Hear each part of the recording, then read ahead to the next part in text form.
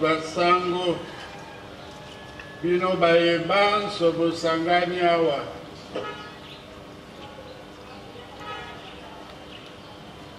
mbote na bino banso mbote na koloba moke na lopoto na nsima na koyebisa makambo manso na lingala.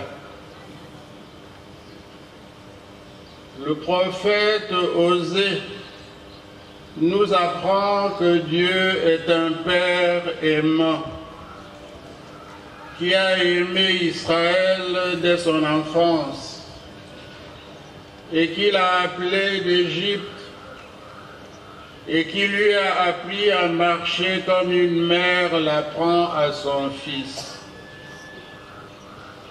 et le traitait avec humanité et miséricorde. Quand il quittait la voie du Seigneur, Dieu lui pardonnait. Il disait, je n'agirai pas selon l'ardeur de ma colère, je ne détruirai pas Israël, ni l'exterminerai, car je suis Dieu et non pas homme. Dieu ne détruira pas sa créature, car il est tenu par l'amour. Si jadis il a détruit sa créature par le déluge, maintenant il dit, j'établis mon alliance avec vous. Tout ce qui est ne sera plus détruit, car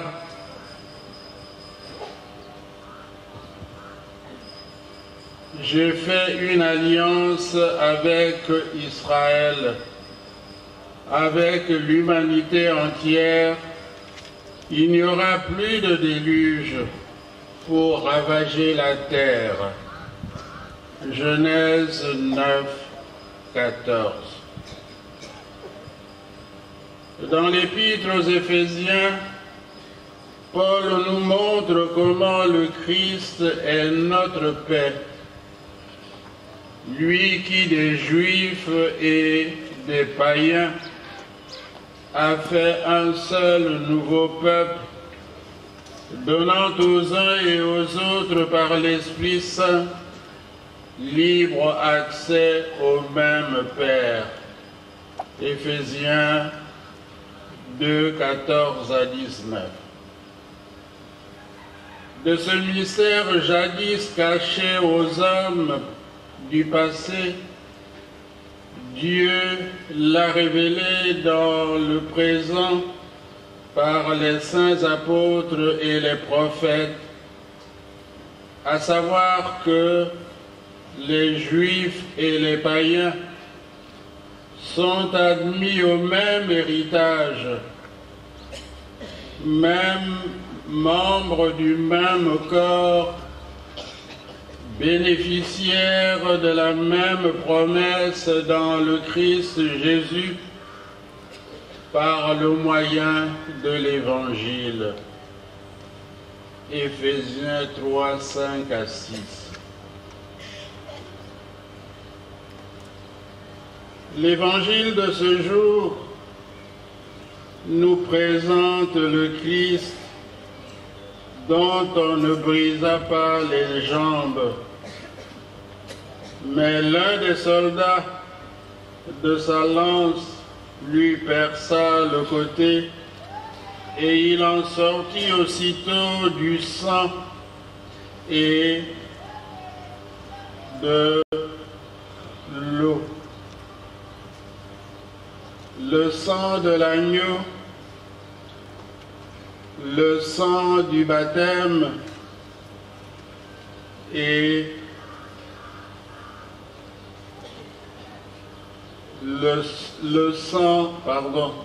l'eau du baptême et le sang de l'Eucharistie.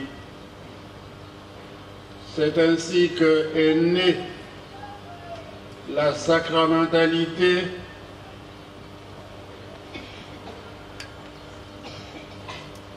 que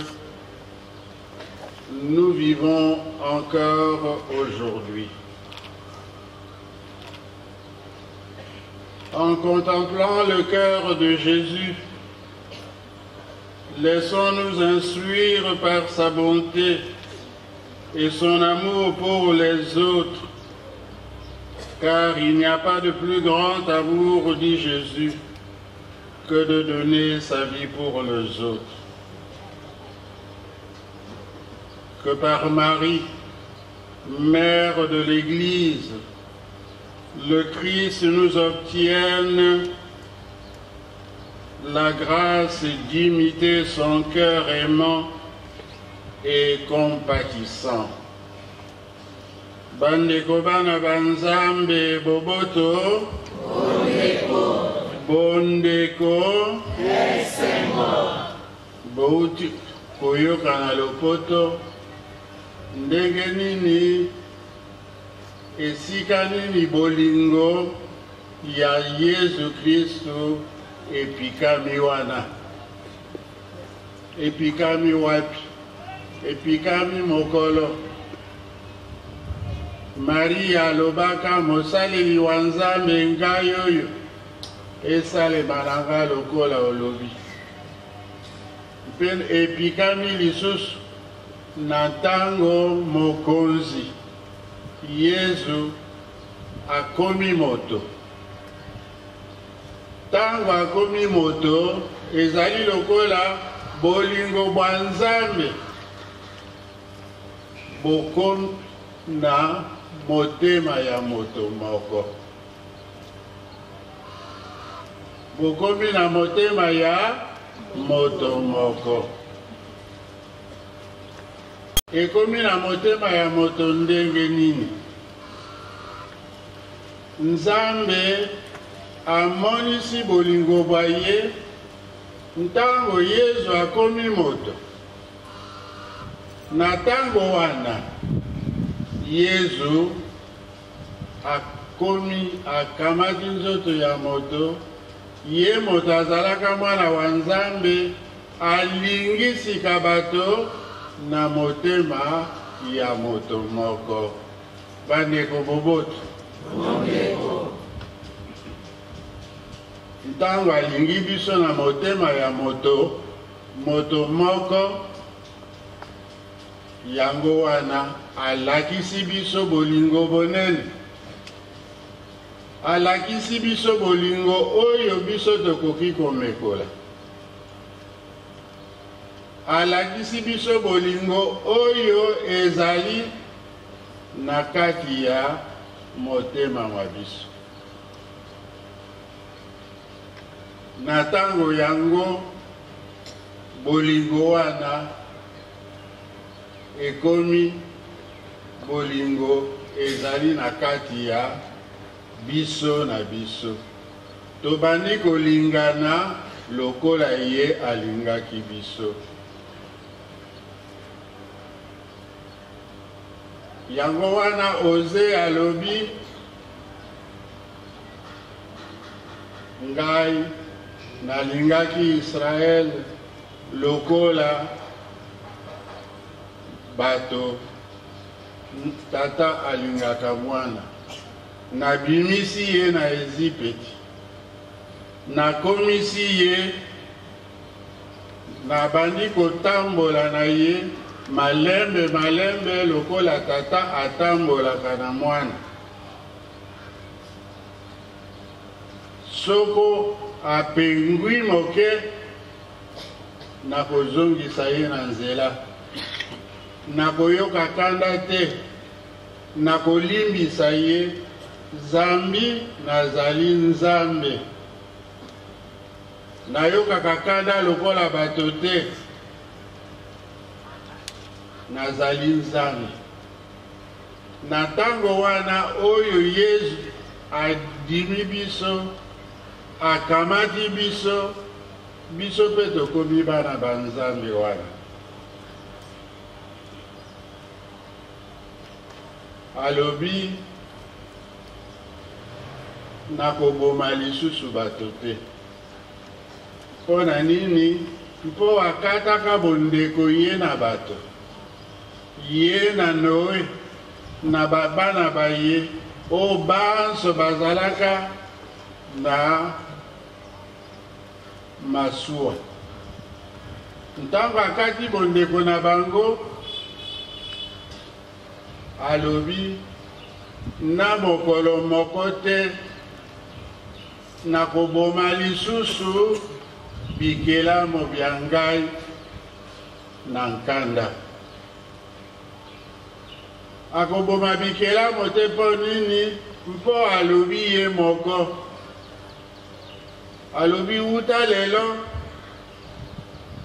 bikelamo bya ngai bikovanda seko, nakoboma yango te, bakotikala se wana. Nabomaki bango mpo basalaki masumu sika na kati bondeko na bango. Soko basali masumu nakolimbisa bango.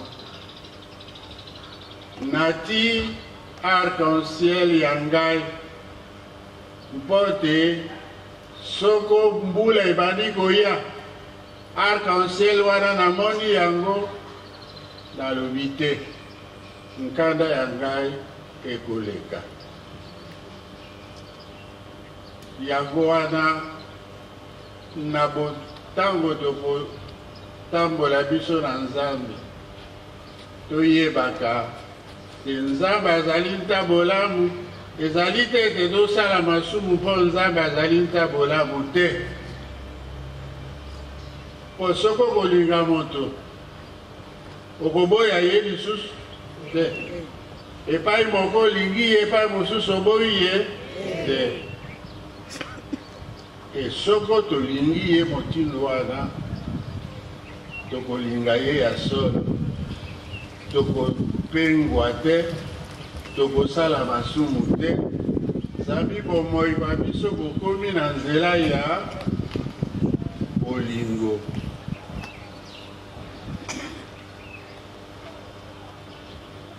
Santo Paul alobi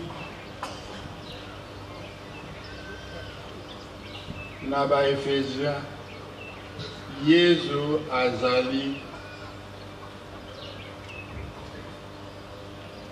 boboto bwa biso. Il est notre paix.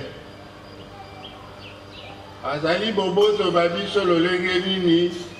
Yesu azali boboto bwa biso. Zambi ati na bayuda na bapagano esika yoko. Bakoti na eklesia, bazwi bango banso, toloba nini? Bakoti na mobomba momoye mwa Nzambe oyo ye alingaki te, bato bazala bango banso wana. Mobomba moyango Santo Paul alobi momonanaki liboso te. Kasi sika awa bapostolo baye na baprofeta na mobomba moyango wana sika bato bakoti ya solo bango nyonso na bolingo bwa Nzambe. Na ezala moyuda, ezala mopagano, ezala moto nani, okoti na bondeko bwa Nzambe. Okomi binama bya nzoto ya Nzambe. Ozwi bolingo ya bana ba Nzambe. Okoti wana okobima lisusu te. Yango wana ya lobi soko tolingi Nzambe na ndenge ena, Nzambe pe akosalisa biso tokokende liboso na motema mobimba.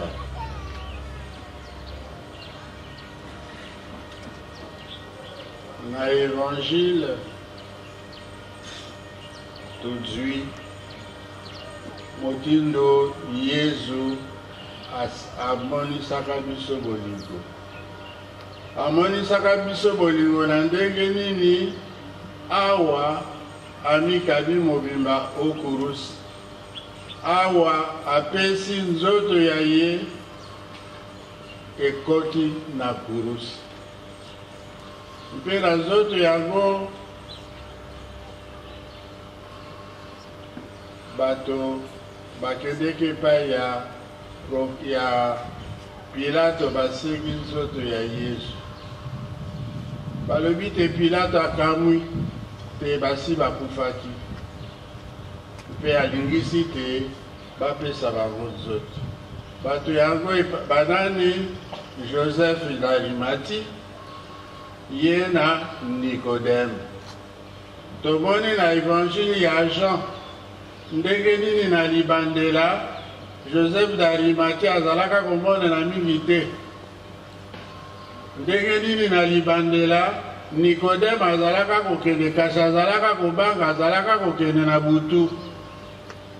Azalaka kokende na butu po azalaka na boyambi makasi te, boyambi boye bobandi. Ezalaka boyambi oyo epikani na makabwisi. Lokola ye moka alobaki mokonzi, toyebi ya solo te yo uti epai ya Nzambe. Mpo moto akoki kosala makabwisi oyo ozali kosala te, soko Nzambe azali na ye te. Boyambi oyo ezali koluka kaka makabwisi. Boyambi mpenza ya makasi te. Kasi moke tomoni te mokolo moko bayuda bafarizeo batindi bato mpo bakanga Yesu baya na ye. Bango bake bazongi bafarizeo baloboni boye na ye te. Balobi moto moko azali koloba lokola moto na te. Pe bafarizeo baoki kanda balobi bino pe bokwe na charme ya ye botanga mambi manzambe bokomona tete profeta autaka na Galilea. Babosani mpo profeta moko autaka na Galilea Miche oyo moko azalaka moto ya Galilea. Na nsima na ntango wana tomoni Nicodème azongisi bango balobi yango mobeko mwa biso mozali kolingisa biso to kondane moto oyo toyoki te. Na ntango wana bayoki kanda moto na moto akepa na ye. Esika tomoni te Nicodème azwi ya solo boyambi bonene akeba ya Pilato na moi akeli susu na butute akeli na moi mpo boyambi baye bokoli mpe adwi nzoto ya Yesu ye na Joseph d'Arimathie bakie kotia yango olilita bandeko boboto bondeko esembo ntango bazwi lilita nzoto wana bakamati yango mpe tomoni wana ntango bamonaki te Yesu asi awei bakamati babuki makolo na ye te mpe babuki kaka ya baye babakemaki na kuruse na ye mpe na ntango wana Nzambe akamati mwana wa ye akamati libonza lya ye libonza lya bolingo o libonza libikisi biso mpe apesi biso na geste soldat asalaki atoboli ye mopanzi mpe mai mabimi mai ya batisimo na makila ma Eucharistia toyebi wana te na avenir ya Ecclesia tokozwa mai ma batisimo ekokomisa biso bana banzambe mpe Eucharistia nzoto ya mokonzi ekokamba biso na nzela ya Nzambe. Bandeko boboto bondeko toyebi sika ntina ya mambima ye toyokaka na liloba lisantu awa Yesu alingi biso motindo wana biso mpe tolinga ye awa Mama Maria azalaka na nse ya kuruse ye na Yohane mpe apesi biso na mama wa ye tozala biso mpe se ndenge wana tolinga Yesu Kristu na bolingo bonene ndenge Yesu Kristu alingaki biso mpe apesi bomoi bwa ye akabi bomoi bwa ye mpo ya biso. Bolingi bwaye, bolingi bwaye, bolingi bwaye, bwaseko. Moto azali na matoi ya koyoka ndima